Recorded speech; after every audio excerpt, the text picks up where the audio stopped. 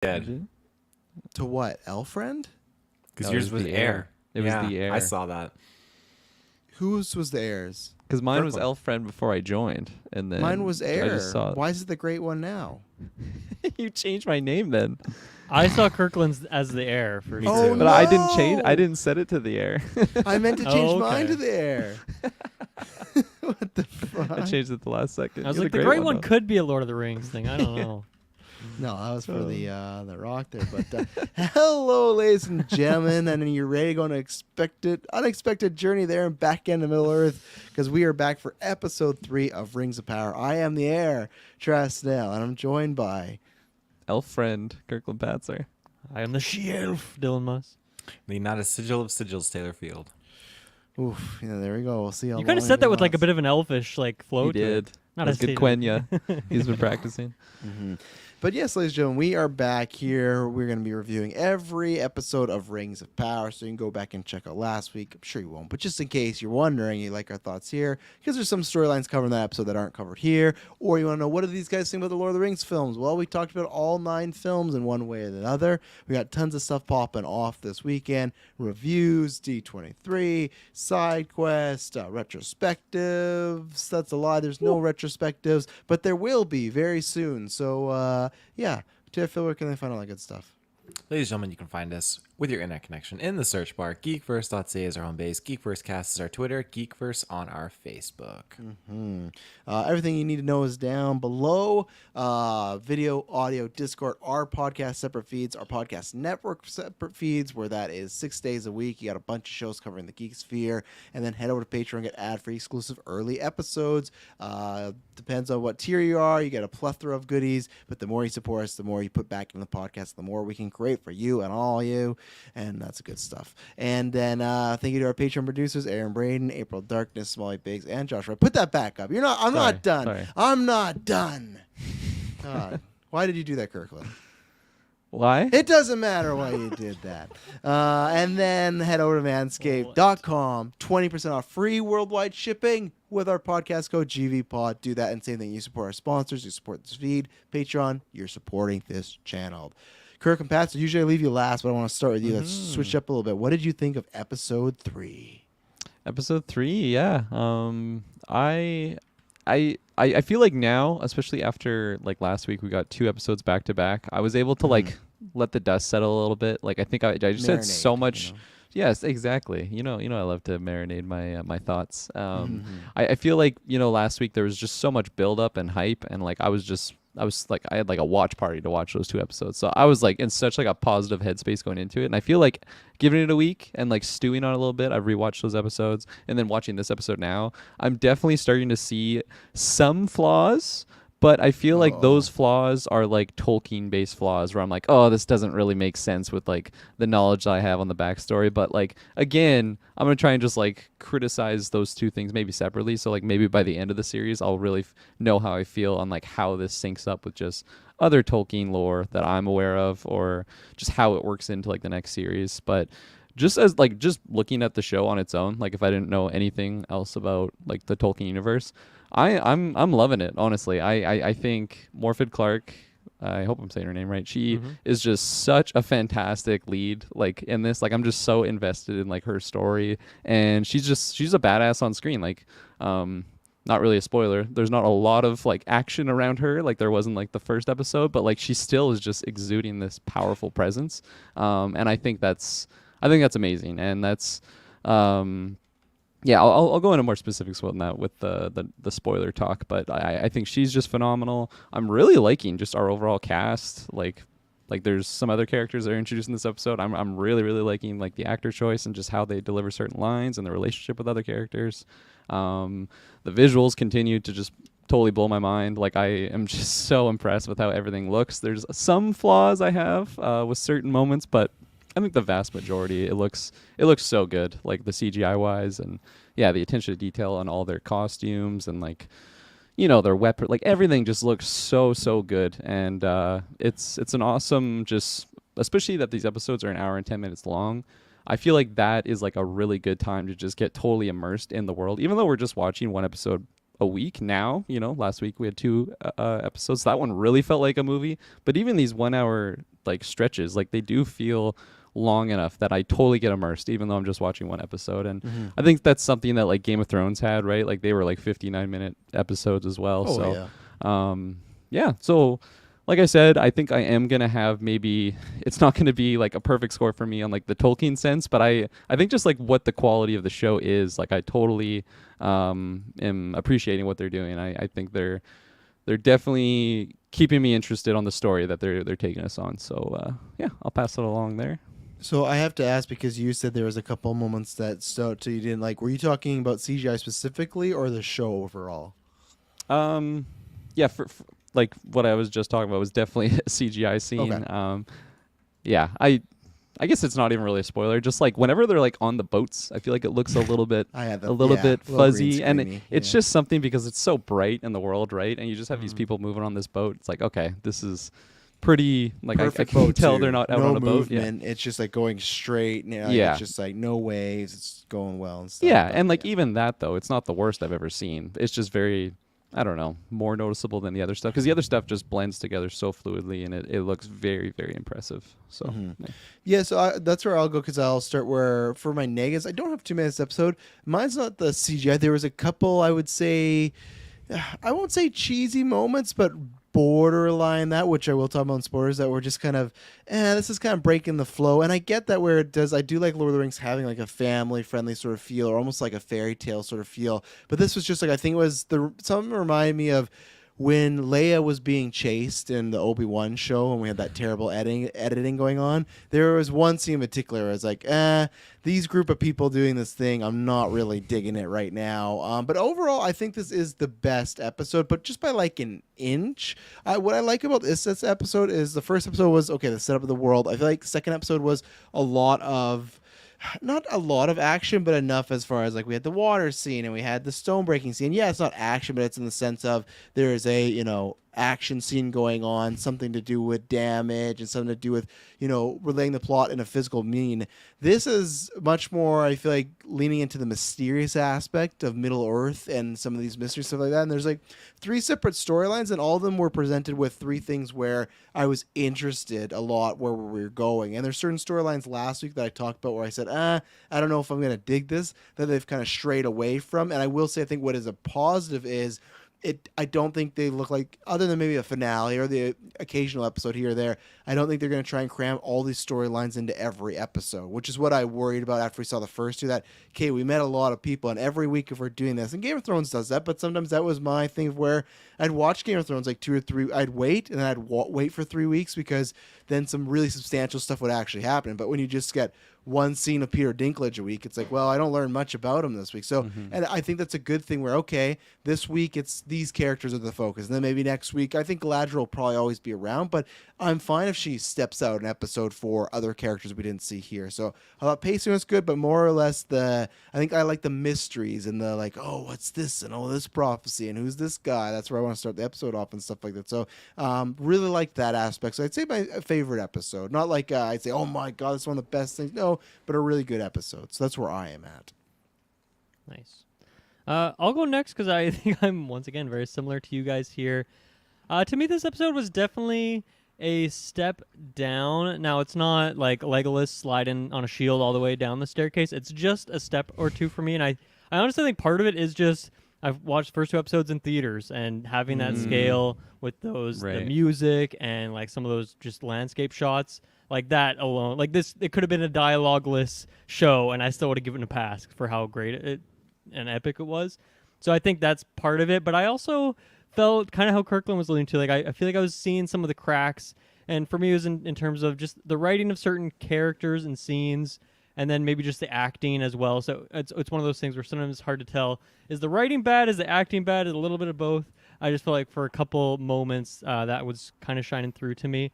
But for the most part, I was so high on the first 2 episodes that, being a step or 2 down still means that I really am enjoying the show. Mm-hmm. So I think there's a lot of good stuff to dive into. I think for me, once again, the thing that stands out the most is that the world building is just on point across these different clans of people, different factions. Like there's so much interesting stuff going on, whether it's in the background details or just things that are mentioned in passing, just things that I'm very much into.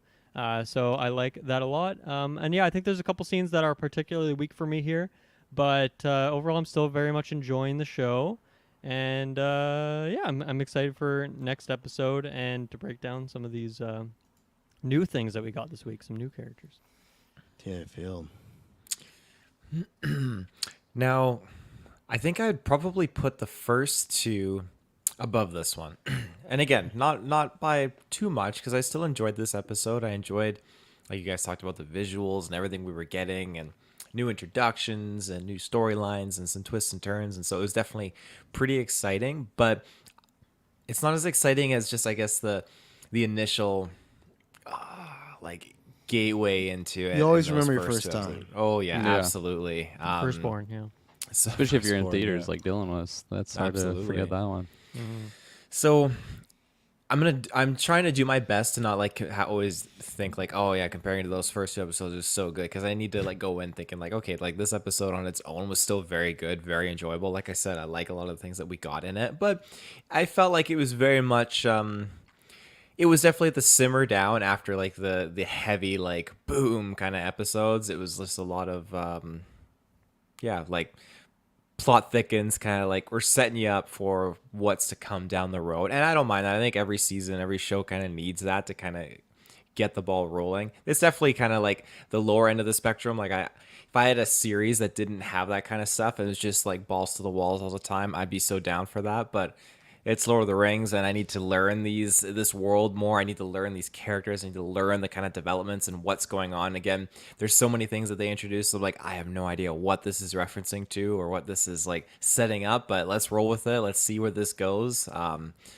yeah, there you go. I just love that he's like, oh, I'm trying my best not to compare. It's been like 10 minutes since you've seen the second episode, the third to the second episode, and you're fighting with yourself like Smeagol and Gollum, or like, don't compare it, don't do it, So, yeah, if you've not seen the episode, bow out. This will be there for you. You can come back later. We're going to take our first ad break, and then we'll be right back to break down Rings of Power, episode 3.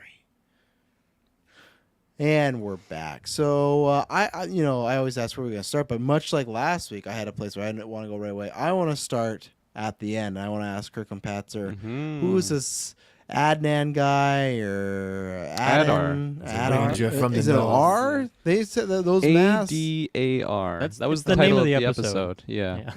Oh, okay. Adar, They sound and- like those orcs sound like there was an M. That was a very low R. In They my got that opinion. that Mordor accent, from they're in the Southlands, right? They have their own accent. Yeah. Yeah, because it's I feel like this was the character that was on that poster that had the Sauron looking glove. So it's like, okay, this is yes. clearly the big bad. I imagine this is our main villain of this season. I liked it a lot too, because there was a lot of mystery on like whose gauntlet this was. I think it might have been leaked or something that the character's name was Adar, like before the show came out. That's when I was like, okay, this is clearly not Sauron. Like this is some other character, just like an orc leader. But like even in this episode, like they do that little like play around, like, oh no, Sauron went by many names, right? Like the Sindarin elves are talking amongst themselves, like, yeah, like it could be him, like especially if all the orcs are like worshiping this thing, it would obviously be Sauron, the new leader, since Morgoth's gone. But I that's totally just like, again, like, oh, look at this fanciness over here. Yeah, red herring. Thank you. That's the term. Because I believe what they're playing this character to be is actually just like a corrupted elf, which on paper, that sounds so fucking cool. Like, honestly, like anytime you have a character like what the elves are and just like twist on themselves, and like that's always kind of been like the word on the street. The orcs are just like kind of a twisted version of either elves or men or something, and just a lot of like probably dark magic or something, like just turn them that way. And then you're gonna have this character who still has like elvish features for sure. You don't like see him in this. I got an image I'll pull up. So you don't see him really because they like blur it out, obviously, but this is definitely not going to be Sauron. I've put all my chips on that. So Yeah. if you're thinking, especially just like, even though we don't see his face, like, why would Sauron just be in this really greasy tent on like the front lines? You know, like, especially from like that image that we saw him in like his full armor with like that staff, you know, like that quick shot of just like he looks like he's in a throne room with like all of his forces around him, and like here they're on like they're in the in the trenches basically. So it just doesn't make a lot of sense for like this character to be Sauron. I think it's definitely a fun red herring though, because yeah, Sauron does go by many names, and like it would make sense that like because there's so much mystery on like where Sauron is, it is really fun, especially, you know, for like a general viewer for sure. This is the image. I think it might have been in one of the trailers or something like that. Kind of looking like Loki from the shot. I like it. Where else would it have been? You got off some backlot or something like that? Yeah, Someone from my sending it to you? drives. Yeah. I pulled this out of one of my thumb drives, labeled 2007. No, yeah, it's. I mean, he looks sweet, obviously, with like some corruption or something around his face. I'm always down for. I love characters of elves and like dark elves and all that stuff. So I'm totally game for this being a thing. And to my knowledge, like, I think this is a completely new character for the series. And That's what I was gonna ask. Yeah. yeah, I think that's completely fine, especially like if he dies by the end, you know, like it doesn't like. And like at the end of the day, you got to remember that like they've already stated they are going to be making some canon changes. So like swallow that pill, yeah, swallow that pill, get used to it, and like something like this, I'm it doesn't bug me that this is like miscellaneous orc 2 that like led into Fellowship or something. You know, like I am totally fine to have this as our villain for season 1. I don't think he'll make it past season 1, but who knows? Oh, I'll take that bet actually. Kill Yeah, you Sauron think takes he'll- his place. You think he'll Yeah, he live could on? lose. He could lose a fight, but like my theory is, I think we'll see Sauron in the finale. I think they're gonna hold him off. I think they'll give him a scene in the finale. But I think there's always good to keep villains like this around for multiple seasons and stuff like that, because you can build there, and or you can even do a thing where it looks like he's dead, but he's really not dead. True. So Yeah. I'll take that bet. But what I was Okay. gonna mention, because when I was doing my search here, is in Sindarin it translates as father, and it was said to be a corrupted or tortured elf, like you're seeing, who oversees a group of orcs. Those were like the early leaks, and obviously that kind of seems what it is, and they see him as a father figure. So, but that's where I was just curious if That's it was a awesome. character with previous stuff, and I'm all down for that. I had already said like years ago, like I said, they're gonna change canon. That's just what you do when you're adapting. Like I'm Yeah. not a book reader. It's just like years of comic book stuff that just happens, and I'm fine. There could be some fun things there. There's a camp of elves that they already have kidnapped, so there's a fun dynamic to play there. And I think that's smart to also like trick people with Sauron-like looking things, the gloves, Totally. the armor, stuff like it's smart, because that's why I think they're going to keep tricking you, because they will eventually reveal it to you or give you a scene. So I'm interested to see, because even in the preview for next week, they showed the exact same scene where he walked and they just like blurred his face. I'm like, okay, so it's It's just how he looks. He just has this, like natural always blur a blurred effect on him. face. Yeah. But I really That's like the that, magic at work. and I like if we got a big bad, because we have bad guys, but a big bad I think is always good to kind of steer the show in a certain direction, you know. And like different from just like a menacing looking monster. Like this is going to be almost like a Saruman thing, where like a humanoid looking individual that like has a lot of intelligence and nefarious things going on behind those dark eyes. I'm curious what you guys think about just that whole sequence of the show. Obviously, we went back and forth with it, Yeah. but just that camp and stuff. I think for me, it was a bit of a weaker story, because we had his 2 elf friends. What's the name of that guy again? The main guy of this storyline? Oh my gosh. Starts I'm with an A or an forgetting E, already. right? Yeah, I'll pull up it's the IMDb. Ar- I wrote down like Arndar or most something. characters' names in my notes, so I just have them handy, but I missed his You name. got it, Travis Arndir, I think it is. Arndir, yeah, there you go. Arondir, yeah. Arondir, Nice. there you go. Yeah, but I mean, I know we were introduced to at least that one guy in the previous episode, or maybe it was episode 1. I can't remember exactly, but like the taller of the elves. I can't remember if the other guy was. He was probably bumping her. I guess that was his dude that he went into that town with, right? I'm trying to think now. I would imagine so, because I think it was just those 3 that were I can't. Yeah. really showcased. There might have been Yeah. like a random extra in the background when they're on the tower, but Yeah.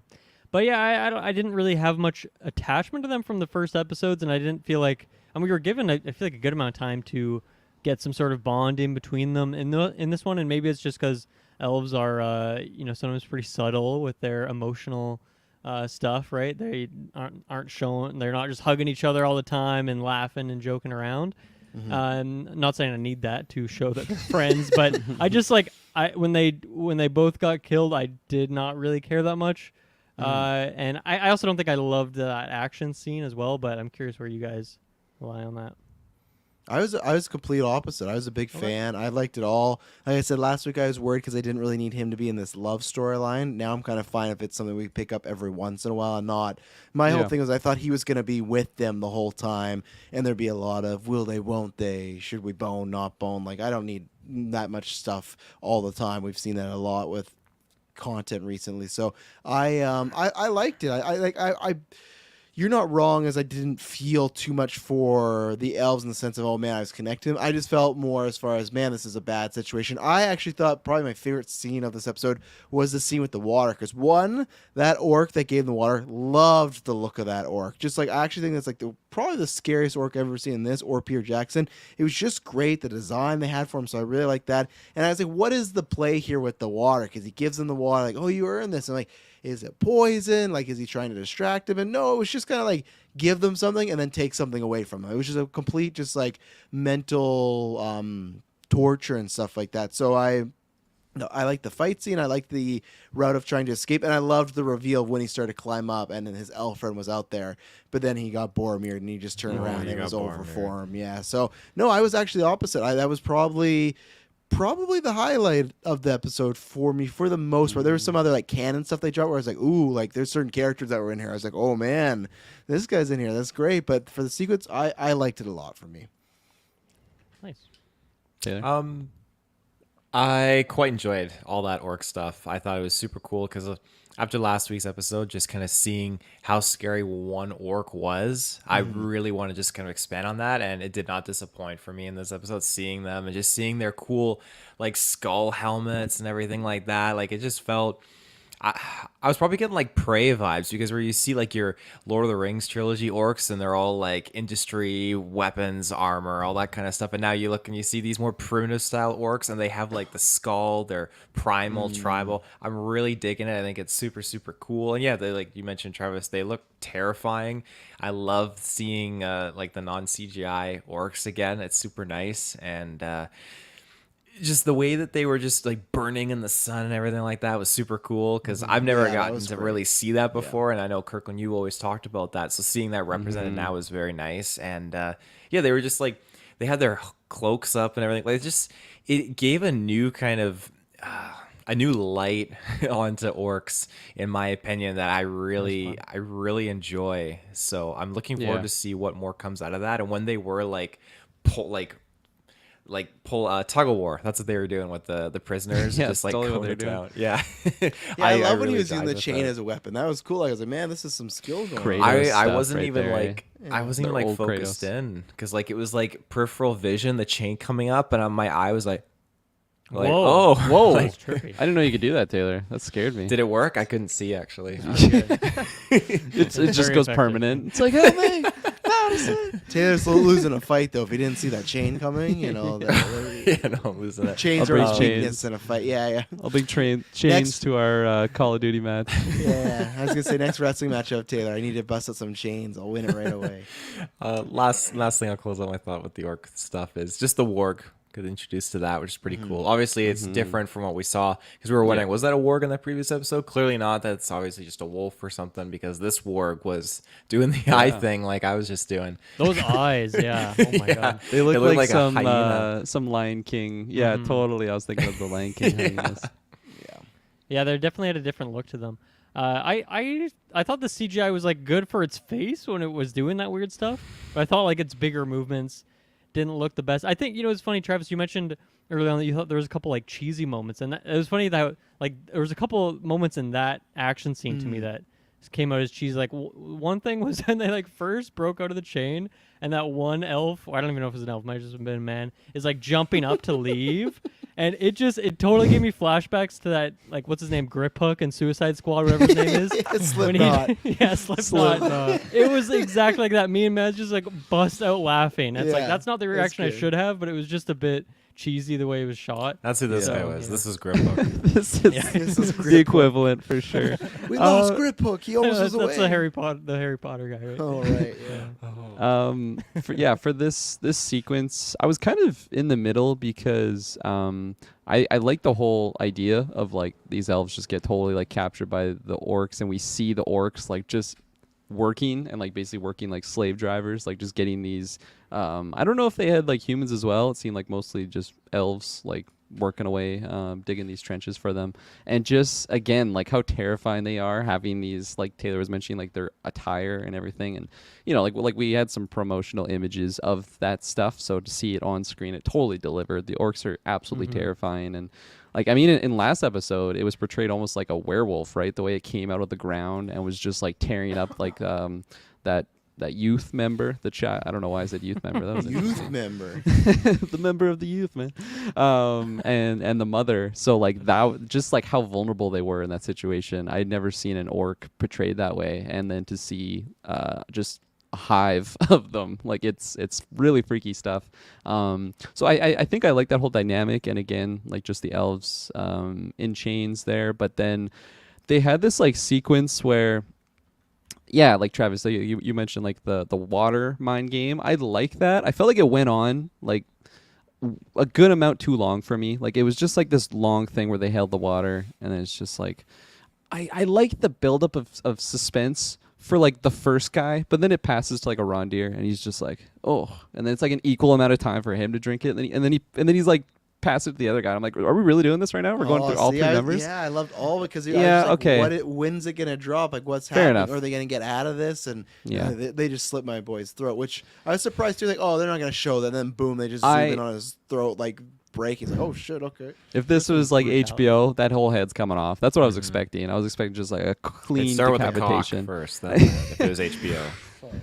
Which I think they're smart because they still have like, which I was happy about. They still, I think, are trying to keep it in a PG-13 realm. Like Yeah, for families sure. could watch this. And this is one And- I actually didn't watch with my kids because they were asleep. But And like again, like I would have preferred that, you know, like if I was a young lad and my parents weren't letting me watch this because I wasn't of age, I'd be pretty torn. So There I was like some that it's accessible brutality to as many though. I people. mean, with the war Oh, fight, absolutely. the guy breaking his arm and the other scene in Numenor, Yeah. like there Ooh, was right. some Yeah, there was some that's fucked up fair. stuff though. I know you're right. Like there's no heads getting chopped off, but I felt like it was pretty intense. That's a fair. I forgot about that whole Street Fighter It was- sequence.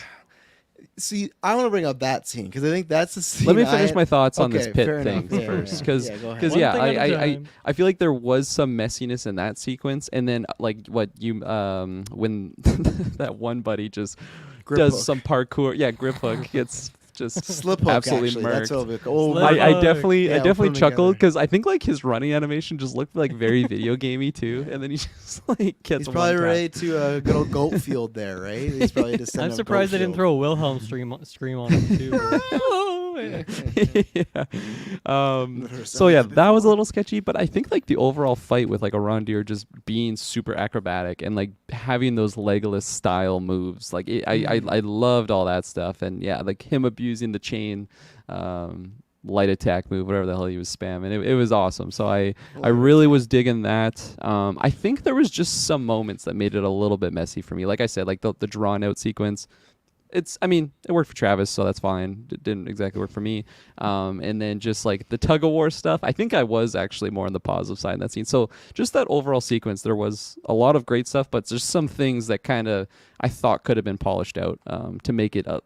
Because it was quite a long time, right? Within that pit, there was like 3 different times that we went back to it. We got a lot of time, And then I think like the last thing that I actually really, really liked was that reveal. Because I really thought this character was going to get out. I think he just seemed like one of those characters that was going to last longer in the show. So to have him go up over the wall or over the trench wall, and then you have a Rondir like do the reveal for us, I think that was a really, really, really cool choice on their half. So I like too when they zoomed out and you could see like how far they had burrowed and like their whole camp that they have like the tent across the whole thing. I thought that looked really cool. And even just like the shots around of there's like those green like volcano pit things that are just spitting out something out of the ground.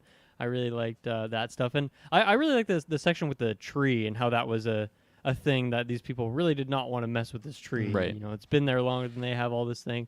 And the orcs obviously don't care, which we've seen a lot in Lord of the Rings, tearing up trees left, right, and center. So I thought he was going to give like the exact same line too that Sauron, or like when the orcs were talking to Saruman, it's just like the roots grow deep. Well, they had some sort of references in those sequences, in my opinion, because one of the elves talked about like we're gonna wipe it away like salt off a table, which is like in that like when we talk about meat on a menu, I'm like, okay, I guess that would happen. And then later on, the guy says like, "Get back to your stinking work," like right after that. So it's like he literally did the like a food reference, and then someone said stinking, and I'm like, I don't think this was by mistake. I really don't. It was just like back to back. Food reference. That was the elves, though. No, I know, Come but on, still, it elves was have just like salt. they're all in the middle. It was I of feel like each other. orc culture though, it's probably very smelly and stinky. So that like stink is probably a common word for them. So. Yeah. Implying that elves weren't stinky, Travis, by that word? Or These just- elves were definitely stinky. They were rolling around Yeah, blood. I don't think the they're getting Sindarans. much. Yeah. They're Well, not shaven. I'm not saying They're just not the Sindar. manscaped No, either. They're no. all I'm saying because they're grizzly. captured in this little hut here. Not just Sindarans are stinky. I feel like Sweaty. I feel like You heard it even here first. Travis Yeah. Snell offends the Sindarin community. even the elves themselves, I feel like are not as stinky as the rest of the people. So I mean, I feel like Galadriel No. was stuck on the sea for several days, wearing the same thing. A lot of salty ocean waters. Probably not smells a great great. smell either. That would be Yeah. She ocean smells She smell. smells great. probably, yeah. all of them are just trying to smell her hair. Like Hair Gimli. looking amazing. Yeah, exactly. Garnier. I got 3. Garnier. That does sound like a Lord of the Rings character. Anything Yeah, it else does. on the? Oh, go ahead. Yeah. I was just agreeing with them. Okay, No. good. Yeah, nothing else to add on that scene. Matt Rass, a new person, randomly new to the show, but want to interact. Why do people hate this show so far outside the obvious? We knew this wouldn't be a word-for-word adaptation. I think that's just it. We talked about this in news and trailer where that's just when people, you look at the movies, and even the movies, they're not word-for-word complete adaptations. Oh, like yeah. Jackson did a lot of changes, but I think when people thought, oh, this is going to be a show, and there's going to be 8 to 10 episodes, so there's like 10 hours, they can do whatever they want, and they can go exactly from the book to the page. That's not how it works in media. Like you can't exactly do it, and sometimes it just doesn't work storyline wise. Once you start getting actors and scripts and sets, we go, you know what, this just doesn't work. And it's also for a show like this new character. I think it goes okay. That adds something new to the fold, like this potential villain. But there's some people that we see with all time with comic books or Taylor with Halo, where it has to be specifically to this exact story and stuff like that. No, I'm just bugging you, but like I think that's mostly it. I think the obviously you got like the anti-woke crowd and stuff like that. You can't please them, even though there's been 2 weeks in a row that I feel like they're giving them fuel with the Arondir when they said the you people last week, and then they've made him like in a slave role. And I was kind of hoping he was going to get out of it this episode because I don't know if I really want that aesthetic for the next few weeks of they're having a black character be a slave. And I was like, I don't know. So when they were escaping at the end, I was like, okay, 1 episode. That's fine. So we'll see how it goes. But I think it is just that where people might not be used, or they just have this idea of, oh, it's going to be a complete 1-to-1 adaptation. It was never going to be that. That you rarely get that with books and plays and everything. That's very rare. There's no, few and far in between. Another thing I'll add on to that too is I feel like a lot of, as I mentioned before, like a lot of like hardcore like people that like study the Silmarillion, like they live and breathe the Tolkien universe and like how everything flows together, because like the Silmarillion is essentially like the Bible of the Tolkien world. Like it explains how the mountains were formed and like why each blade of grass is put like I didn't get through that one when I was a kid. Exactly. Like it is not beginner friendly to like read through, and there's people that have just studied that, right? So like they live and breathe this world, and then they watch a show like this, and then you have maybe just the elves, I don't know, not like paying respects to like a certain Valar like they should be, and then people might like dock marks for that, because like I have seen a lot of people on Twitter being like they're not in that anti-woke crowd that's like, oh, this show's fucking terrible for like this the reason. Genuine, the genuine fans are like, the show's not working for me. It's not Tolkien enough, but like I can understand why people are digging it, and like that's the best possible way to like give probably a negative criticism of the show on Twitter. Well, they're not attacking the cast, they're not attacking the show or anything like that. It's just like, it's not working for me, but maybe it'll turn around. And I completely get that. Like, I'm not trying to like stroke my ego, check out the town hall, but that's exactly how people feel about this show. That's how I felt about Moon Knight. Of like, man, none of this stuff is really lining up with anything I've read as far as like, not anything, but just like there's so many changes where it's like, I'm liking it enough. I know that people love, but for me, it's just overall kind of a big miss. So I can get that. So I think that's what it is. It's just people that are, especially with Lord of the Rings, we've only I'm sure those people watch those animated movies, but if they didn't, they had 6 movies, just 6 movies. It's not like Star Wars or video games stuff where it's like multiple sequels, multiple books, multiple movies. It's like no, they've not had that much. The last time when was Hobbit? Five Armies. Was it like 2013 or something? It was like almost 10 years. 2014, I want to say. 2014. Okay, so we're coming on like, 8 years and stuff. But it's like Lord of the Rings does not get constantly fresh content. So unfortunately, it's also coming at a time where it's in the internet where there are a lot of people that think, oh yeah, because it's a TV show, we're gonna get it completely adapted. So yeah. Yeah, I think a lot of those people, were shitting on it before it even came out. So you just can't take their word for it. But I mean, obviously, there's someone in our Discord said they watched it and gave it a 3 out of 10 for the first 2 episodes. So obviously, there's some people that watched it and hated it too. But yeah, who knows? Anything else on Arondir's story with these elves, the captives? Anything we want to shout out before we move on to another section? I guess a quick question: do you guys think that we will see? And I don't have her name written down, but the lady that he was hanging out with, it was Bronwyn, right? Yeah, Bronwyn and her son. Do you think we'll see those characters and their story separate from Arondir, or are we just going to get an update with them when he breaks out eventually and finds them again? It's separate just because I think stuff from the trailers before it's shown stuff with that kid being up to things. So I think we'll get. Okay. I think next week you could see Arondir put on the back shelf for a little bit. We might not return that story, and that's a good thing. They can kind of keep like the villain secret a little longer. You don't got to show it, and that's why I think we'll get a few other characters. So yeah, I think we'll get updates on them. Maybe not a ton, but I think we'll definitely get like an episode or 2. So yeah, I think we'll be separate from them, especially like Arondir kind of has obviously his own struggles to deal with right now. Like I imagine he'll get out of this orc situation. I mean, I guess not, because he's gonna interface with oh my gosh, what's his name now? Ardar. Adar. Radar without the. I can't even. I'm like too many names are in my head right now. But like obviously he's going to interact with them or with that individual. My gosh, easy to get words out of my brain right now. Not. So yeah, I think they'll be separate, and then maybe near the end, like they'll meet up again. It'll be an emotional moment, but like even then, I'm not too sure. Because as Travis mentioned, like we gotta go through some suspicious activity with her son and that sword. Yes. Yeah. So that's about, because now I want to talk about what I was finding cheesy when we were talking about cheesy stuff. So that scene of oh god, and now we're gonna do this whole episode. But Hallbrand, whatever it is, I don't know. Hallbrand. So Mr. Brand.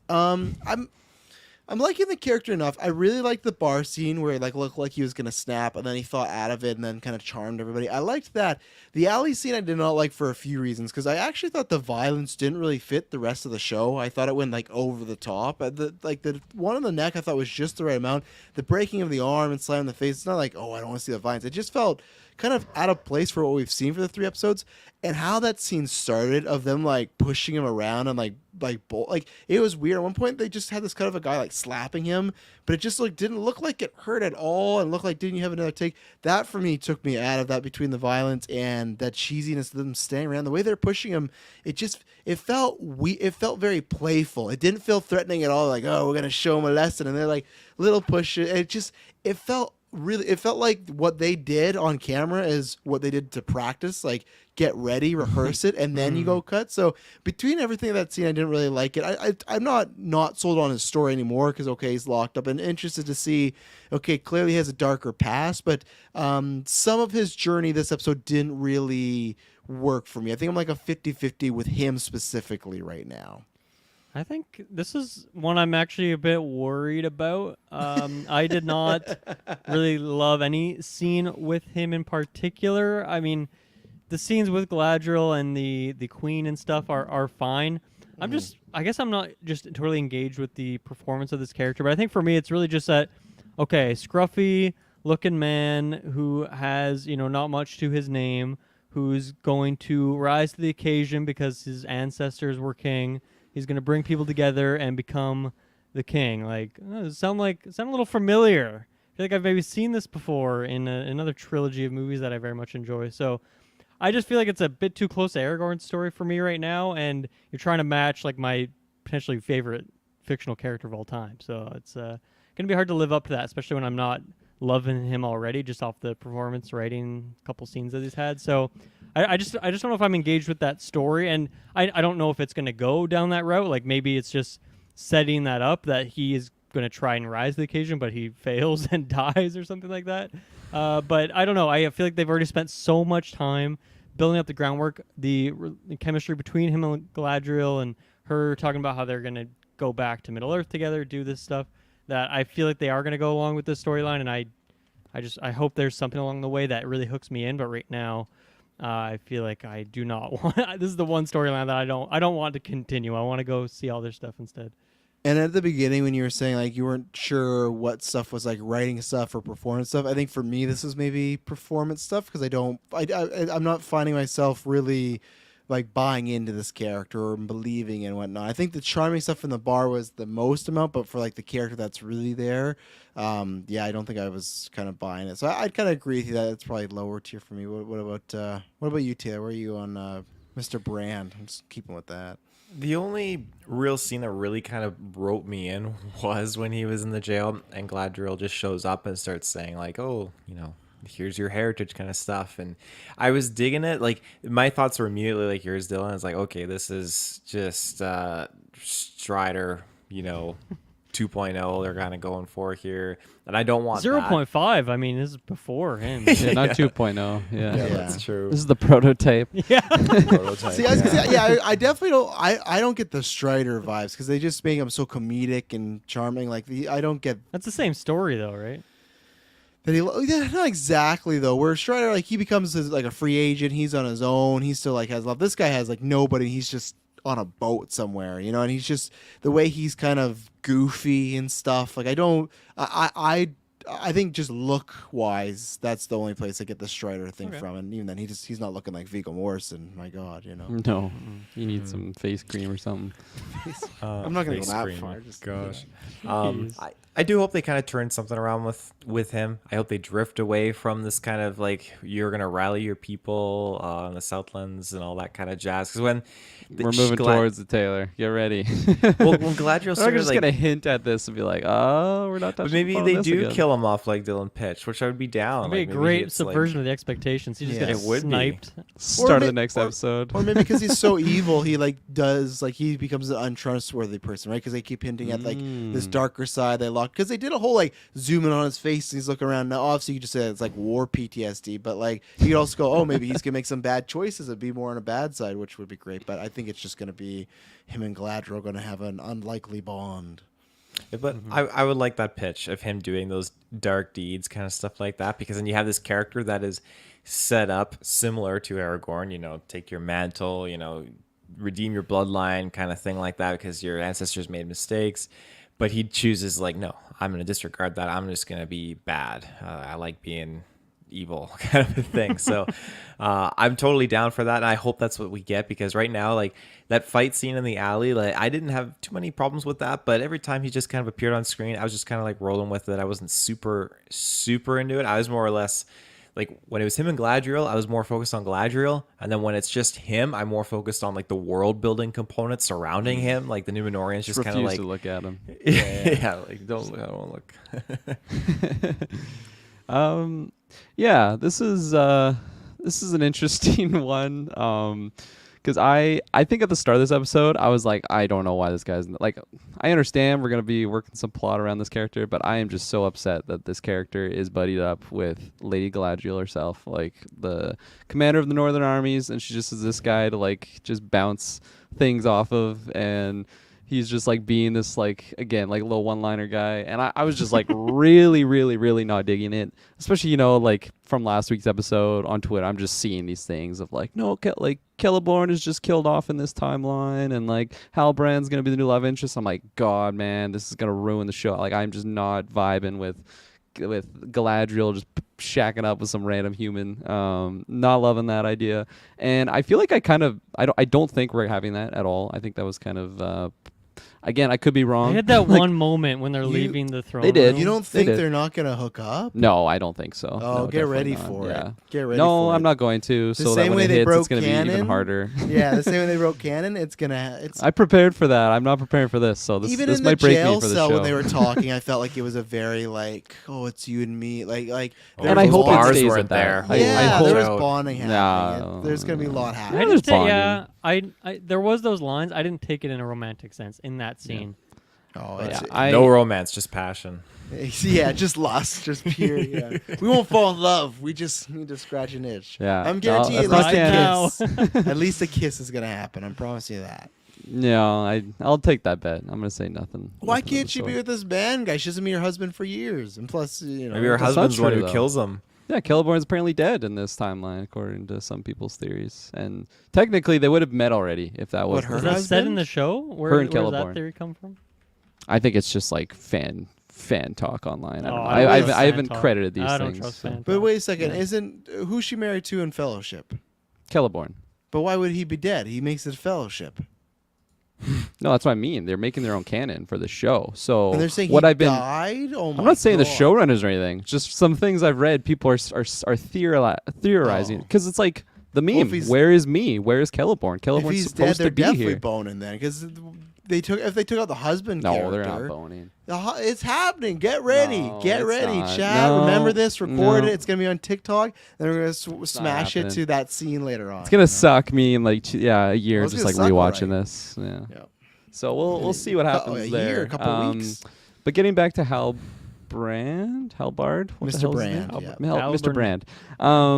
I think like once they got into the city after the throne room scene, I'll say, because I was pretty bugged by that scene as well. This is something where like I'm loving the performance, obviously, of Morphin Clark on Galadriel. I just think. And this might be like my Tolkienisms just like getting to me here. I'm not fully loving the way that like especially like the Noldor elves, so like the main elves, like Lady Galadriel herself. Yes. I'm not getting this like deity presence from her. Like I think she's exuding this very powerful position. Like she's a very powerful character, even though they portray her as this like short elven character. Even though like Lady Galadriel and like Fellowship, like she's really tall and slender, and that's just like a very normal characteristic of elves. Again, I'll just kind of write that off because she's younger. Maybe she keeps growing. I think when she leaves at the end of Return of the King, she's something like 8,300 years old. So like, you know, she's got some growing to do by then.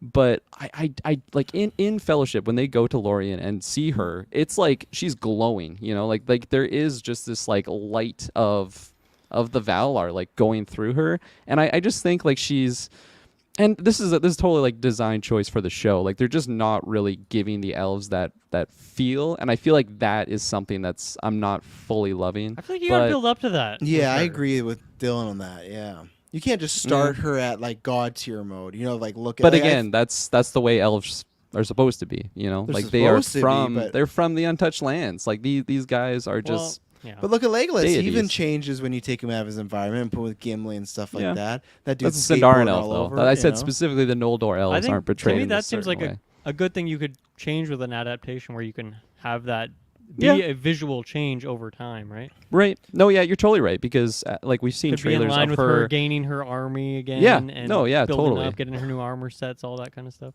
100%. So I will again. I'm not gonna like just fail this right Mhm. now. It's only third episode, but I just think in that moment, especially just like the way that the Fellowship met her and like just was like totally changed. Like the way that like Gimli and Legolas, like everyone left Lorien after just interacting with her is completely changed. And then I don't think she really had that effect. I mean, like the things Not she now, said and the no, way that yeah. and the way that she portrayed it, it's just like Out of her there element, should yeah. be a presence thing there, in my own opinion. But and again, hopefully we build up to that. That would Yeah.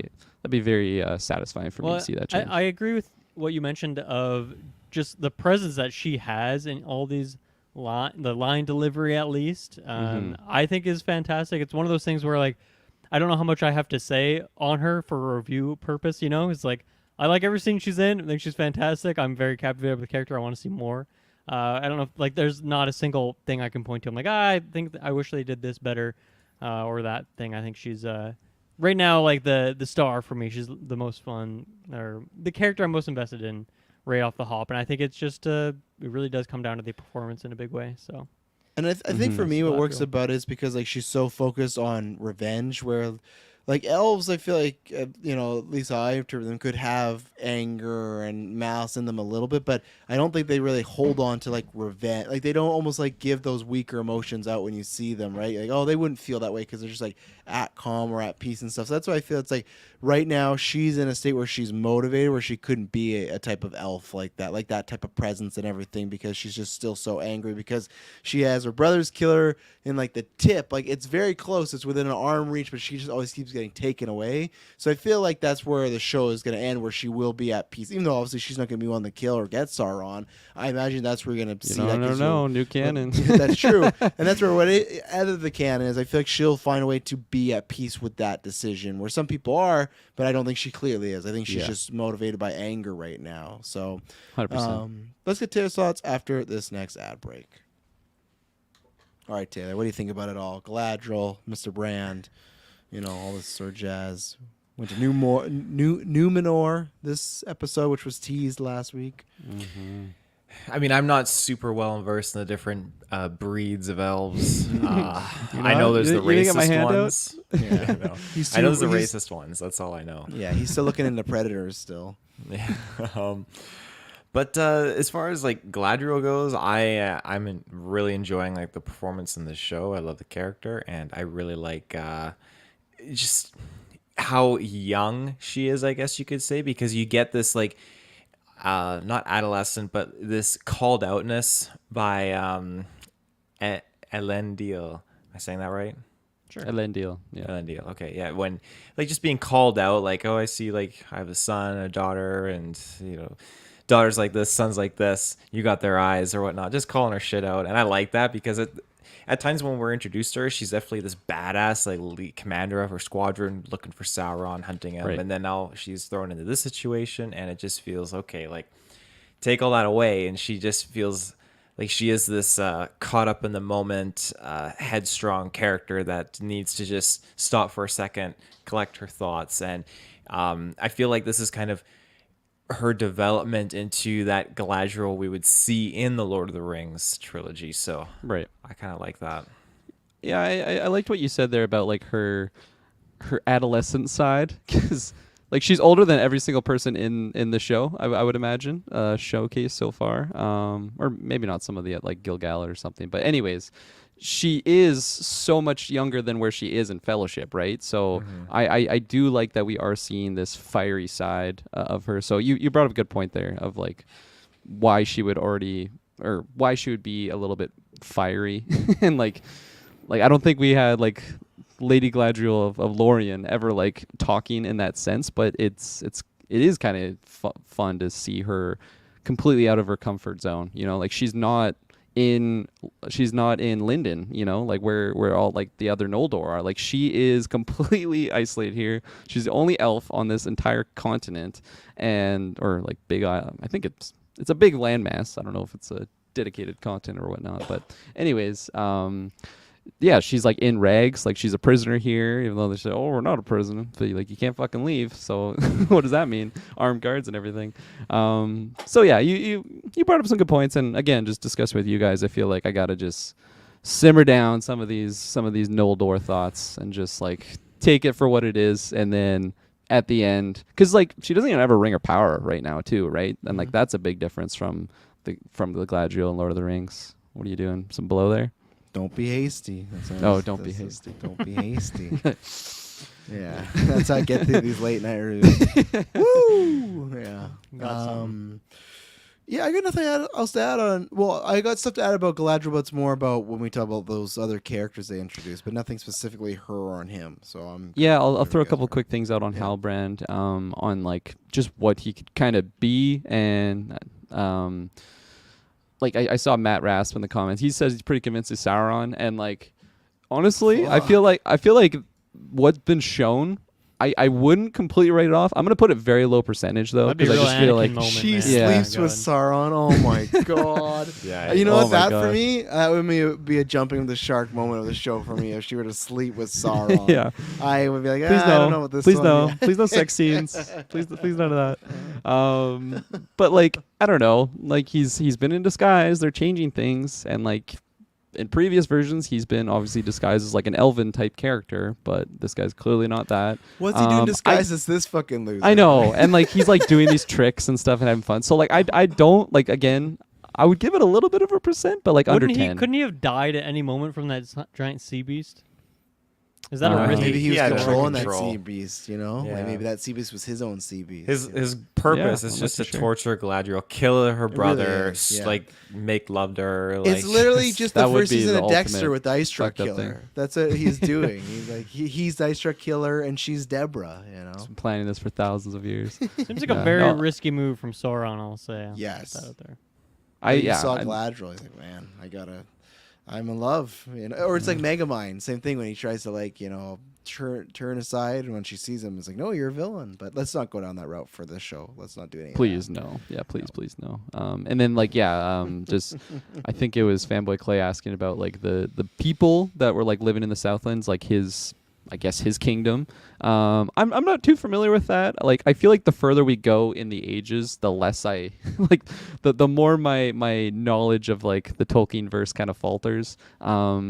I just know Morgoth had a lot of humans that were kind of working for him, so I'm just gonna take it that these ones were of that, and I think that's again it makes it a little bit more interesting. You know, this character is technically he's like the king of bad guys, and like that's kind of an interesting dynamic, right? And clearly he doesn't really want to go have that title. Said multiple times he's not that hero, but I don't know. So Taylor Field. I feel like we have not seen any men and women of Middle Earth not former servants of Morgoth. Like every one Yeah, that it's we've been a lot of seen, them, eh? the only ones that we've seen, like obviously it's labeled clearly in this episode too, the Numenorians that sided, with the Valar. So Middle Earth not looking too, Well, isn't there positive. like not? Wouldn't that be the only place where men are right now? Is in the Southland? Well, like the bad guys are on Middle Earth, like in those areas, because yeah, like after the Because it big wouldn't be war. until Numenor falls and when the men like migrate over to Middle Earth in the northern. I would parts. imagine there's been like some Rohan that and probably stuff. I imagine comes from that. yeah. So like that's Yeah. like the big Numen, like the lord houses, like they kind of establish that stuff. So, but I would imagine like every once in a while a random ship just like randomly goes to Middle Earth. But I feel like those are like the sus individuals, you know, the people that are kind of getting away from that Numenor lifestyle. Because yeah, like as they mentioned in this episode, and that's something that I'll totally give them credit on. Like they do a really good job at explaining certain exposition things that just they don't go deep in the weeds, but they just fill it out for like a general audience member. It's like, okay, no, yeah, Elros, he came here and just like awarded this island to the humans because they helped out the Noldor. Like that's great. We don't have to go in paid on like for all it. these different things.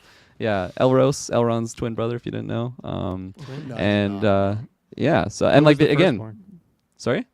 Nothing. It's my first part. That's what you said. You got me. Galadriel was a bit of an exposition machine in this episode, I will say Yeah. at points. Walking through Numenor, I don't think it was too bad, but it was a bit on the nose, I think, of her just kind of info dumping you with stuff, which I don't know. Like, I don't know if that fits the character for me. Like, I don't know if she would care to inform him about this stuff. But I don't know. Maybe she was just having fun, speculating, and talking about stuff. So, not sure. Kirklin, can you confirm this? I don't know what or the super source is, but I found this shows little a picture of you in a compromising position. Can you confirm? I don't know what the source is. Is of this you but- with Donald Can you Trump? confirm Kirkland? Get arrested Um, immediately after. Yeah. I found this little blurb about how Sauron couldn't face the Numenorians with military strength, so he allowed himself to be taken as hostage to Numenor and grew from being like captive to advisor Oh, no. and then kind of seduced the Oh, king and no. corrupted the Oh, people. 100%. So, Oh, is this more credibility to this guy? I mean, Oh, yeah, like I said, it's not a 0% chance. I think that would pretty jarring and probably severely affect like my overall We're thoughts getting on to just Star the Wars storyline. prequels all over again. Fudge. But yeah, Oh. because like technically that's Anatar, and like that's his fair Oh, that's form, a lot. which That's is really like close the to elven. Anakin. So like his elven form is that person that went in and like just seduced the evil kings of Numenor. And what's very interesting on like where we're meeting, like this like the stage of Numenor is Farazan. I think that's Got like it. the Sounds regent about right. queen's father. He's like the last, like him and his daughter, I would imagine, are like the last kind of good like kings. Everyone else after this is just like absolutely corrupt. Like they have already his Sauron wife is in his ear. very not like Yeah, she's exactly. not she's down to just like lock him up. She's very opposed against them. Yep. She already is talking about some prophecy like this is the one elf, and pretty much just saying like you got to get rid of or kill her and stuff. So yeah, he's the only one that kind of was giving off some good vibes. Yeah, so we're gonna see the fall of Numenor at some point in the show. So that answer will be revealed, Taylor. And I thought the same thing in Halo. There's no fall of reach in that show. Just the Halo. Halo. To talk more about Numenor, I mean, those shots, we saw a lot of them in the trailer, Baby. but holy shit, what a beautiful city. I like that we got to see it at nighttime and the day. I just want to hang out there. I want an open world game where I can just cruise around Numenor and, I don't know, go visit that blacksmith shop that was doing some fun stuff in there. Be told you're not good enough. Yeah. You've not hunted yet. Get Go outta get more here. iron. Yeah. The music too, like when they're just sailing in, and you kind of get the drums and stuff like that, that main melody, and then it kind of comes back later in a bit more of a subtle way. I just love all of it. I know this place is gonna be underwater one day, but I'm gonna appreciate it while it's here. Yeah. I'm really enjoying it. It looks fantastic.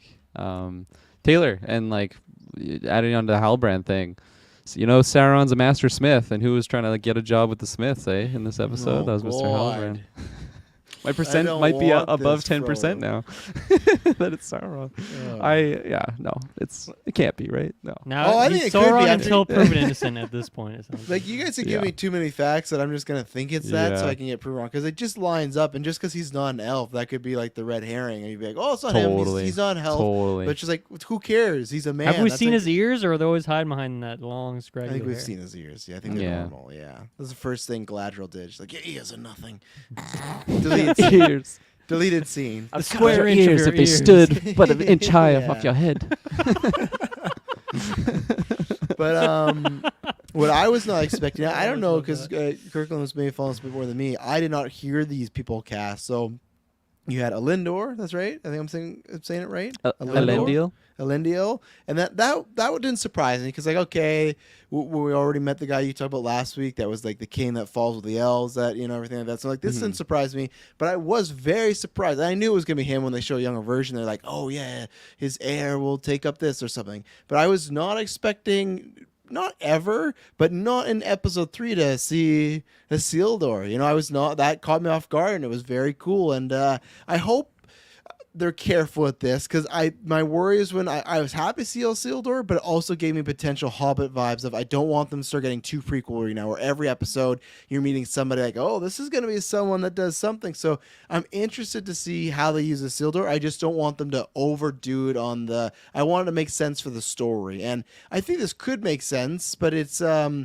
guess it just depends how much time we spend with these characters. Because if we leave them after Galadriel leaves, then I just feel like it's kind of very fan servicey and stuff, which I don't mind, but I just don't want them to do it too much, because that happened with the Hobbits, where eventually just got, oh, there's this guy and there's this guy and there's this thing. So, but I was caught off guard that we saw Isildur tonight. Mm-hmm. Yeah, I gotta say I really liked the dynamic between Isildur, Elendil, and the sister as well. Ariel. That sounds right. Yep, Something got like it. that, yeah. I really like the dynamic between them, the brother-sister stuff, when they're all together kind of eating or drinking, whatever they're doing there. I don't know if I'm surprised. I think I remember that shot of from the trailer, and I think we talked about how that might be Isildur. We talked about this last week or something there like you that. That might be on the boats or something. But yeah, it's interesting to put him in here, because for me, who's like more of a casual enjoyer of the Tolkien lore, I feel like it puts a bit of an urgency on things, in the sense that Yes. in the sense that I know where Isildur goes, and so obviously this is a younger version of him, so it could take years and years before that battle happens. But when I know Elrond or Galadriel's in the show, and Elrond has that shot where he's like, I was there 10,000 years ago. Like that could be seasons and seasons from now for all I know, because they're elves, whatever, they live forever and whatnot. But Isildur makes me feel like, okay, well, I guess we're building towards that now that we have this character. So yeah, I guess that's one thing for me. Yeah, because men don't live forever. He's maybe how long are we 10, 15 years from that point. At this point, I don't know. That's hard to For estimate. when they die. Is that what you're asking? Yeah, when that battle happens, Well, seems like that's. I'm pretty sure Elendil dies, obviously, in that battle. Spoiler alert. And I think his age is like 350 or something. Like, he's pretty up there. Oh, yeah, I guess remember- Numenors this live is- longer, right? Yeah. Yes, I totally The forgot first about that. Numenorians, I like, they take were back what I blessed. said. Yeah. Take back what I said. Yeah. They're I blessed still with agree. long life. I still agree with you though that I expected to see them at some point in the series, but seeing him almost right away was like, okay, we're in like shooting distance of that era, and yeah, it's still hundreds of years away and stuff like that. But it almost felt like I was so surprised how far we were in the timeline already of meeting him as like a young man and stuff like that. Mm-hmm. Yeah. Yeah, Isildur, obviously, the legend himself. Here he is, and I really like this dynamic that he's just this young guy who like just obviously his dad has a plan for him, and it's just they have their own like family Discord. I don't know if this is a new thing, but I feel like I just didn't know that Isildur had a sister. I knew he had an I've never heard it mentioned. Yeah, so that was a fun little dynamic though. Like I like that in that one scene when it was Elendil, Isildur, and the sister. I apologize, forget her name. Dylan just said it's so good. Yariel. Yariel. Sounds weird. I like it. Yeah, I tried to type it phonetically how it was being Yeah. said, but now reading it back, it's like, what the fuck did I write here? So those three, I really like that sequence at dinner. I again, it showed because up until that point, Elendil, he didn't seem like an asshole. He was just like, okay, yeah, no, he saved Galadriel, our main protagonist, so that's awesome. This guy gets thumbs up in my book, and then he just like, yeah, completely like I'm not yells, speaking to you. yeah, twice to each of the kids there, right? And like that was a very just intense scene. Like everyone draws attention. This is like the captain of something. He doesn't give a fuck about everyone looking at him. It's just like that power move that he's kind of doing in that sequence.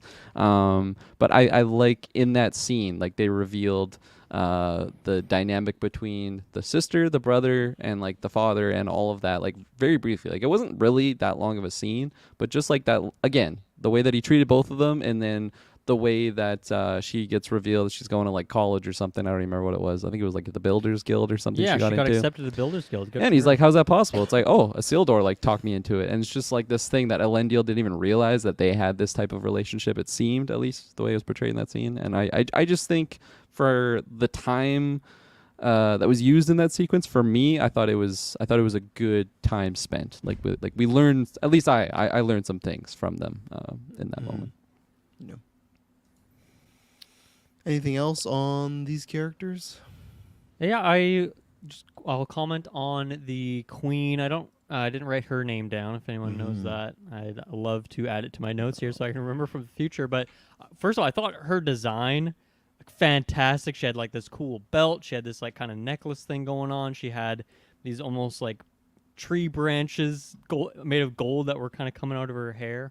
So I thought her design was really cool, and I liked what they're setting up there. That there's been like this prophecy that they've had in their books and their archives that the next time an elf comes to Numenor, it will be like the first sign of their downfall, something like that. And Galadriel making sense that she is going to be that one. And I mean, I think there was a shot in the trailer of like a bunch of leaves coming off that tree and stuff like that. So I'm curious to see that, but I'm liking that side of Numenor as well. I'm curious to see more of that character. She was quite one-dimensional in this episode, but I'm curious to see more just conversations with her and different characters.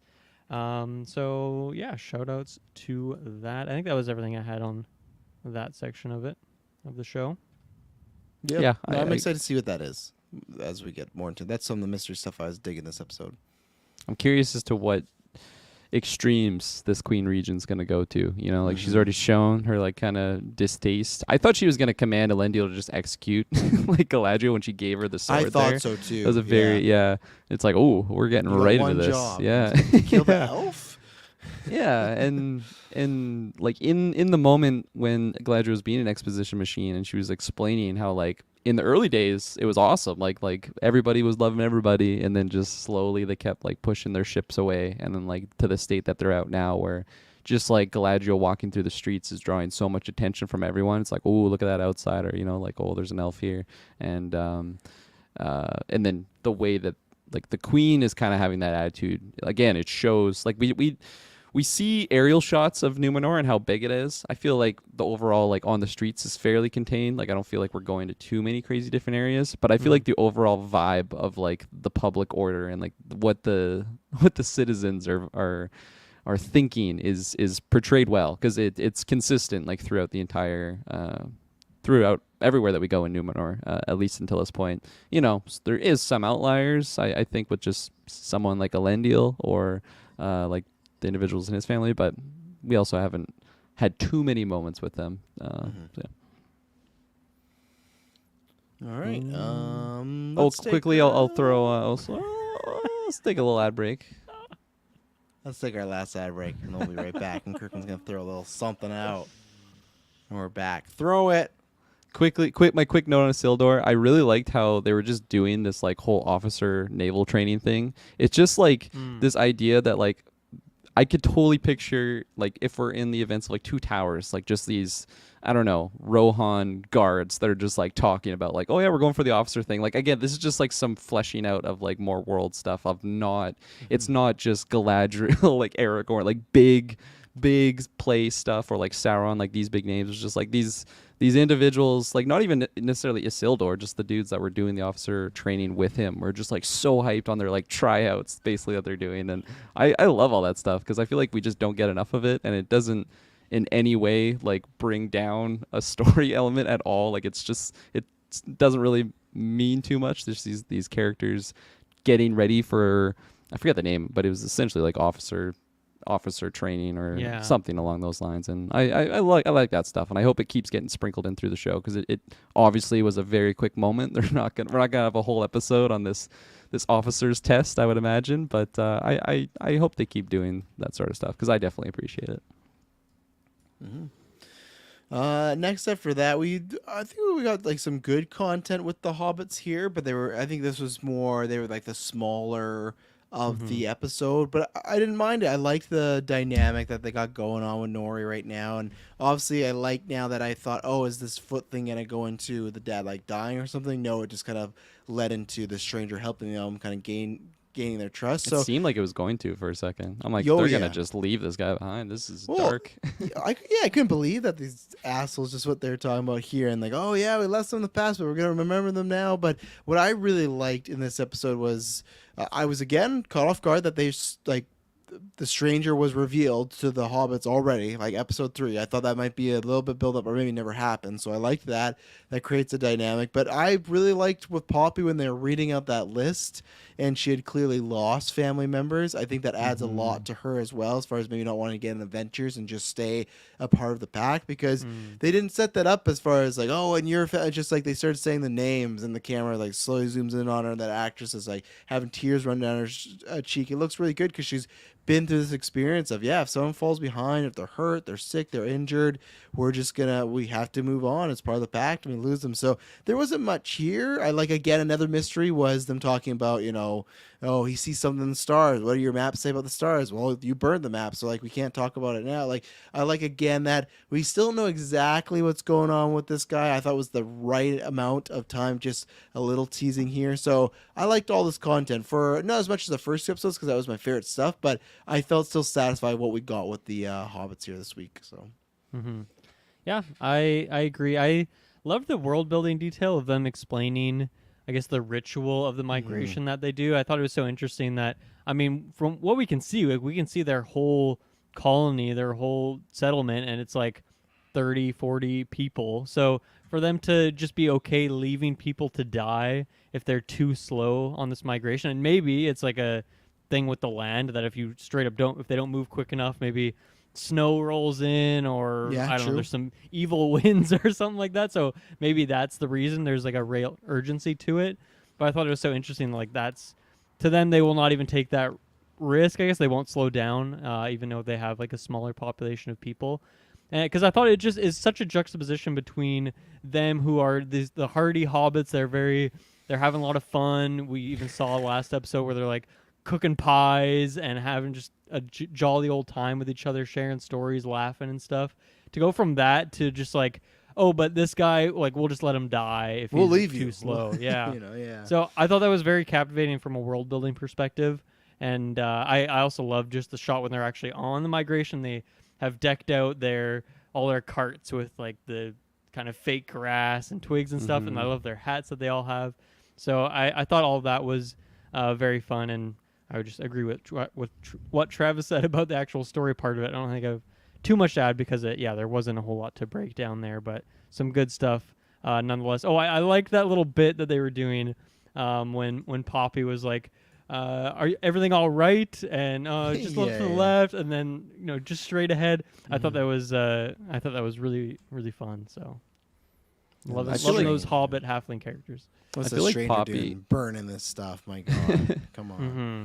I feel like Poppy He didn't understand how fire works, I right? Like he did know, not I know how know. to put it out. It's like Yeah, he really needs to learn some poor shit over guy. here. Yeah.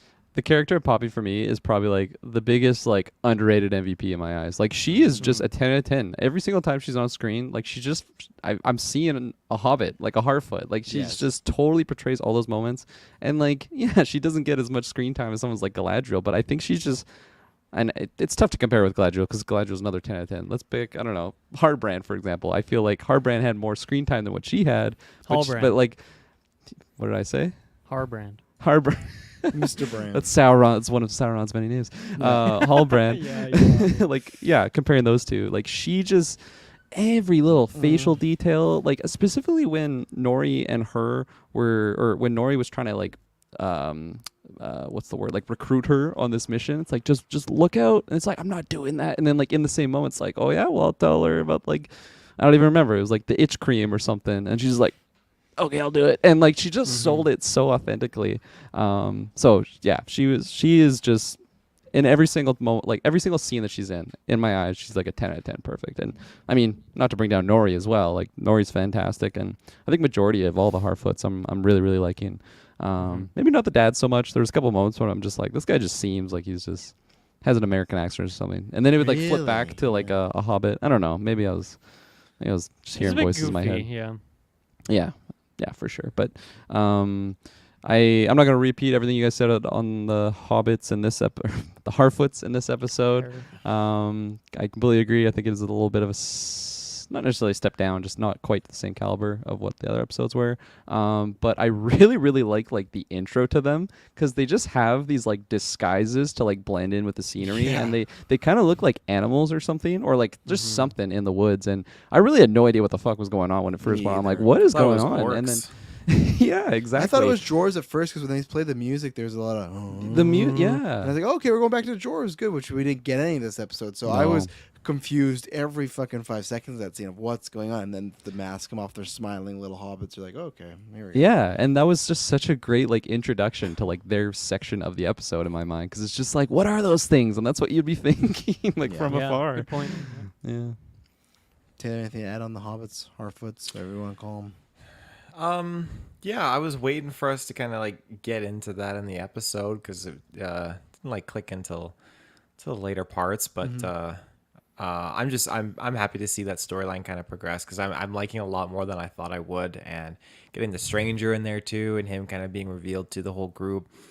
It took me back a little bit when they were just so like casting them into the fire, kind of like, oh, you guys will be at the back of the caravan, like this guy has an injured foot, and like you're literally just saying, fuck you, you're gonna stay behind. It's pretty brutal. Like you couldn't trade off one person to just carry like his load and just like Share the load. Yeah, it just Hold blows it my for a mind. while. Like at the end of the day, I understand their laws. Like, yeah, this is how we Harfoots have survived for 1,000 years, but that's also how you're probably not going to survive for the next fucking 1,000 years because you're not watching out for each other, and that's the best way to stay alive. Well, he's looking out for the group, right?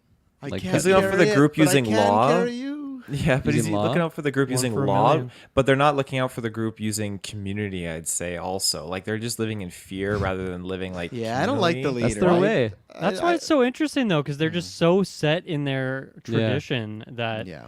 like they don't even think about it as being a thing that is done with malice, right? That's like true, it's yeah. just like built into their daily. Like they're just raised that way. You know, if your whole life you're surrounded by that, it's just what you do. Then Exactly. it doesn't feel like as nefarious, right? Yeah, for sure. I was gonna say I forgot to show. I love when the stranger tripped and he fell in a bunch of crap, and then when he stood up, he like had like a bunch of feathers in the blankets. Like they tried to make Very it look like a cryptid. monster. Yeah, and everyone was like running and screaming.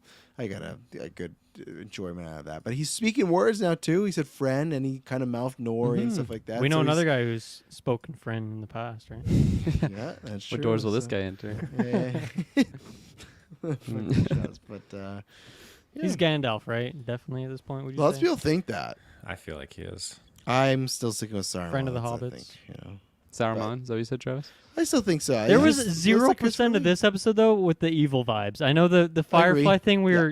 kind of were Mhm. going back and forth on. 0% in this episode. No, I agree 100%, even with fire and stuff. So it's my percentage has gone down, but I'm still going to stick to it just because he looks like him. And I still feel respect like it. they tried to get people like, even the guy they got for Young Isildur, I feel like they tried to get someone that looked like that Lord of the Rings actor, even though it's not the same continuity. I still feel like they're like, yeah, we're going to get somebody. It was the jaw. Like the jawline, he looked like Isildur from the movie. So, you know, I think they were doing that. Only few things I had to shout out was maybe I shouted them all out. Another cheesy scene I did not like is when what's his name? Isildur's dad. What the hell is it Elendil. again? Elendil. When he's like, yeah, we can ride horseback there, and she's like, horseback. And they start riding, yeah. and there's this scene where they just put in slow motion, and they show her, and she's like.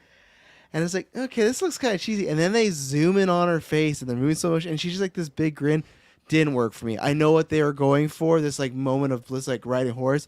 It looked very cheesy, very like it looked like some a children's book in a bad way. It was like a weird shot. I was like, why is this in there? And then they just go right to real time. She's riding the horse and nothing, like nothing again. So that I was agree. not needed, not good for me. It took me at it for a bit of like this just feels silly, you know. It's too bad because there's another shot. It was like from the back and like her dress was flowing as the horse That was was galloping, good. and there was a Yeah. shot where all the horses, all four of his limbs were in the air. Mhm. I was like, those shots were great, but yeah, the cheesy Yeah. like, smile was a bit too far. I was trying to get you hyped, get you in the theater, go see Smile next week. Maybe they have Yeah. something along And I just felt like she's happy to see this horse, but I just didn't buy that she'd be like that happy in this moment. Yeah. You know? Is- She's so happy. Yeah, I really liked what that scene was going for, and yeah, like Dylan mentioned, like the overall shot when they're like panning across the scenery, fucking gorgeous. Oh my god, I was like chef kissing that. And then what followed, yeah, her a little too happy, a little suspiciously too happy. It's a choice. Didn't work for us. It sounds like maybe Choice, Taylor. yeah. I don't know. He hasn't spoken up on it yet. But like I just love that moment. Again, I because I love elves. I love that whole like what they represent and like the whole like in tune. Great line, Fanboy Clay shout out. There's I don't know common what sense, he there's was nonsense. referencing. I do like the line though. Yeah. That's what Poppy said to Nori when they were doing their okay. plan. There you yeah. go. I had the sound off, so I don't know. Oh, okay. Yeah, so what was I saying? Oh, yeah, it's just like the whole in tune with nature and with like animals and stuff. And I like what that was going for. I mean, we saw that with the Sindarin elves and like the tree, and like they just were refusing to go through it, right? Because it's like it's earned its place here. I loved all that stuff. I think if they really wanted to win me over though in this scene, instead of doing the smiling thing, they should have had her riding with no saddle, because that's been like that's a key like thing with the elves, is that they always go like saddleless on the horses. If you watch Legolas, he's always on a saddle. It's not practical. Like it's not good for the horses. It's not good for like the actual rider, I would imagine, not having a saddle on. So I Yes. completely understand why they Safety. do that. But like they could have CGI'd or something, I would imagine. But I don't know. It probably would have looked worse. So Like a Superman mustache CGI. yeah. moment. Yeah. If I'm taking a saddle wrong with over that that, I'll take horse's the body? saddle. Yeah. Why does he have that smile? My Taylor? last well, sorry, Taylor. Do you have anything you want Did to you add like that on scene, on Elise? the I need to horse. know. I didn't ask. Where are Yeah. you on horse? I skate? love horseback riding, so I totally already sympathize with her smiling on horseback there. I'm all for it. I want Taylor's smile when he's riding Do you like that. do you use a saddle when you ride a horse? Oh, absolutely. Yeah. I'm not skilled like elves are to just go saddleless. Yeah. I mean, I imagine LND was probably like, Galadriel. You probably don't want that saddle, but you're going to need it. So, safety. I'm glad they Okay. didn't show that line of dialogue. I'm glad they I would have been critiquing that one. a lot of creepy vibes coming from Elendil there. You probably don't want the saddle over there. The way he's talking like that. You gotta Pushing cut some him drugs smiling or on the something on horse. her. Yeah. It's fun, Galadriel. It's like on her, and then it just kind Yeah. of pans to the left. You see him, big smile on the side, like staring at her, like the Everyone's Rock and his smiling. Cut screaming. to her. I like horses. Oh no, that Simple accent. Galadriel. Okay, simple Galadriel. Galadriel. Simple Elendil. Yeah. My last point is not really that interesting, but Elrond not to be seen this episode. I'm very much intrigued by him and Celebrimbor. Got the name right. Nice, Dylan. Or Celebrimdor. It's Bor, No right? Bor. You had it the Celebrimbor, first I got time. it. No. Yeah, I'm very invested in that storyline. I want to see where it's going, so I hope that's not like skipped over for a few weeks, that we come back to it later. I hope that's next week we can dive back into Yeah. that one. I think it's next week from the Nice. preview I saw. So yeah. Okay, sweet. I did not watch preview. Yeah, So yeah, I'm yeah. excited to see him again. I mean, we saw him in a painting, so he was Yeah. not completely absent from the episode. Rest of the But, season, just that painting. That's all you get of him. We're holding that storyline back till next year. We just wanted to set the early groundwork. But yeah, give us more dwarves. Yeah, I think there's so many storylines going on now, so many characters that I think inevitably we will have. I'm sure every episode is going to be missing a storyline or two, and I think that's fine to focus on certain things in certain weeks. Kind of what you were alluding to, Travis, of the Game of Thrones thing. Instead of just like having to throw one scene of a character every week, instead just like wait, stockpile them, and kind of put them all together, sort of thing. So Yeah. hopefully that pacing stays good, because I think that I can't critique the episode at all for that. I think it was good the way it was switching between everything again. So yes. One going. point I want to mention, hence my nickname. So this is what she confirmed, right? This is what she found in the map was Mordor. Can you zoom in Correct. a little bit? Just a little half. Yeah. Oh, look at that. Yeah. Okay, so she found this. Obviously, it wasn't the sigil brand that she was thinking it was.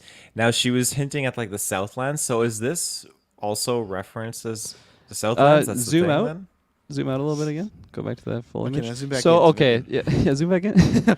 So this isn't the best map to show because this is actually just like the Southlands, like the southern section. So like north of that, it would be like Rohan, and then even further north is like This is like Elden Arnor, Ring, which hasn't made know? yet. So, no, not that one. Fuck. Yeah, Elden that Ring, one. when I'm looking at walkthroughs and they show me a part Why of don't the you get map. a map of all of Middle Earth? That might help. I didn't realize I typed in Mordor. Let's get In that. Elden Ring, they show me a piece of the map. I'm like, I don't know where the fuck that is. I can't tell you where it is. I need a specific spot. So Okay, yeah. That's So like, fucking so. These are the best. It's There a you go. real There you go. That midnight one works. moment That one right works. now. we don't need to be No. here all night for this map. No. Just whatever one you're I comfortable have with, Lord of the Taylor, Rings and Risk then- over there. You want me to get the map out of There there? you Yeah. go. So This one yeah, here. like that whole section, right? Like that would be the Southlands. Like start like the top of Mordor down definitely would be the South, and then every map that they've kind of been referencing has been in that area. I feel like it's not really like a well-trodden area these days because like technically that's where Gondor is going to be, but like who formed Gondor? Elendil and his sons. So like they're not even there yet. So yeah, that's what they're referencing to there, Taylor. And All right, so like the locations of man that we've explored, those towns are just kind of like in this general area. I think it's just very south. I think it's loose. actually on the bottom of that. Yeah, Over like here. right there on the Oof, that left. sucks. Yeah, exactly. Not where. So you where want are me. the Harfoots? say? I would imagine. I It's don't way really up have. here. No, go left a little bit because I think that's Beleriand, which is no longer there. Beleriand. Oh no, that's yeah. Actually, yeah, it probably would be more east of Yeah, that. look at you can but- see Nori right there if you zoom in. Yeah, exactly. Can you zoom in again and then zoom out? We'll do a whole cast on the geography of Middle Earth, Taylor.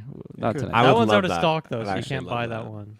I could talk about. I think I know more about geography of Middle Earth than I do about Canada. So, I'm 38 Canada. Rons. Oh my god. yeah. Anyone got any Rons? How many provinces do we have? 3 or something?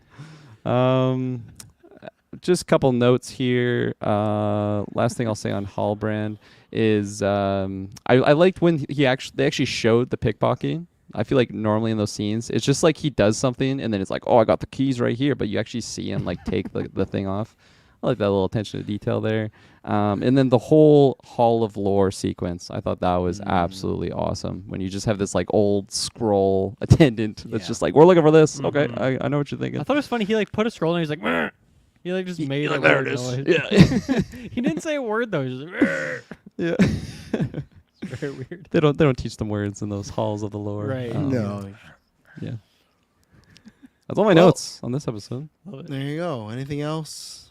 No. Going once, going twice, sold to the lady in the white gloves. So, ladies and gentlemen, we will be back for episode 4 next Thursday. Sure it'll be another fun time. As always, let us know what you thought about the episode. Let us know about your theories. Who do you think's Sauron? Who do you think's gonna get on? Who do you Who's think? he fucking? Yeah, who's he fucking? Yeah, whose horse is that? You know, all that good That's jazz. Shadow Facts. Don't The ask Lord those of the questions Horses. together though. But that's why we'll be back next week for episode 4 of Rings of Power. Boil Bye. 'em, mash 'em, stick 'em in a stew.